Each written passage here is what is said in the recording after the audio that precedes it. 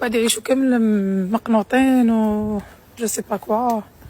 ها شوفوا تاع بكري يعرفوا يعيشوا تاع تاع دوك.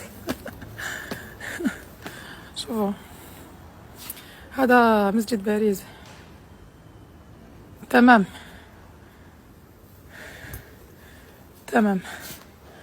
دوك نرجع نديرو دورة من تما ونختموها ان شاء الله باش نديكم للقهوة في الكافيتيريا. جو سي باسكو الفيرم دوكا ولا لا ما حبيتش نغطيها.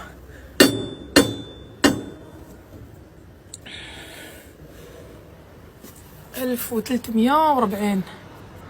واش مكتوب؟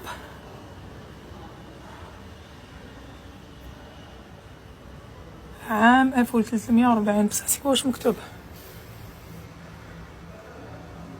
محمد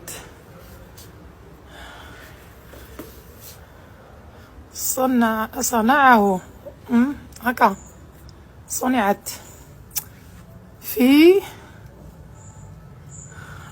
بجاية. ايه ولا غير بجاية. سبحان الله. ايه شوفوا يلا ديروا كابتشر.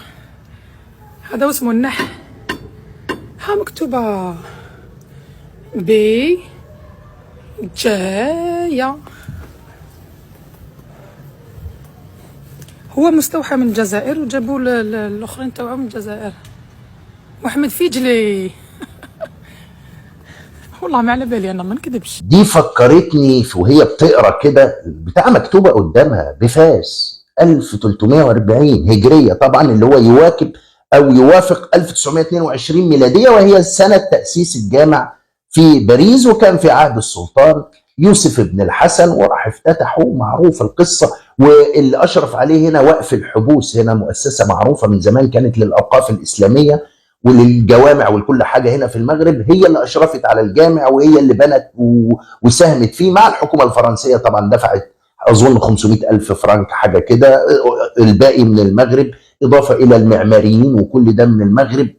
كل شيء من المغرب. لم يكن ذكر للولايه الفرنسيه اللي جنبنا دي 1922 كانت دوزيام فرانسيس. فرنسا كانت فرنسا. فالمهم تقرا تقول لك ايه بقى؟ تقرا تقول لك ايه؟ مكتوب بفاس 1340. فقالت شنو هادي؟ فضلت تبص لها شويه كده بجاي فكرتني مع عبد الفتاح القصري وهو بيقرا كلمه تعبان. ثاء ضمه ثو عين سكون